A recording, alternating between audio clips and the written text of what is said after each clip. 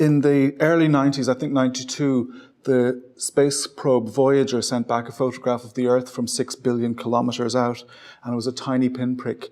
Carl Sagan called it the pale blue dot, and it's an interesting perspective on our world, and that kind of inspired this poem, which is called The Voyager Mote. There are no traces at the edge of deep, of chocolate or lilacs, of death caps or bicycles, of God or schizophrenia, of socialist theatre or the kakapo.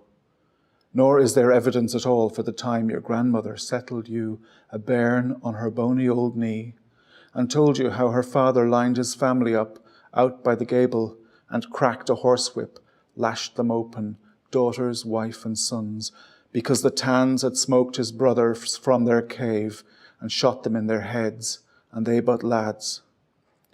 There is no indication whatsoever here that Brundle discovered insect politics, that Hedy Lamarr invented Wi-Fi, that someone inconnu first typed fin.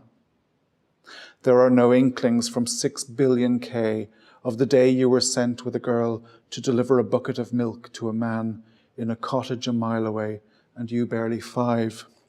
It took the pair of you to carry the pail.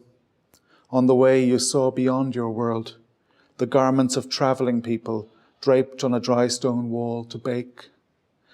Here there is no argument for Mormons or Marilyn Monroe or mitochondrial Eve or Mao or Mary or Moses or midichlorians. No sign of Martin Luther King or Eminem.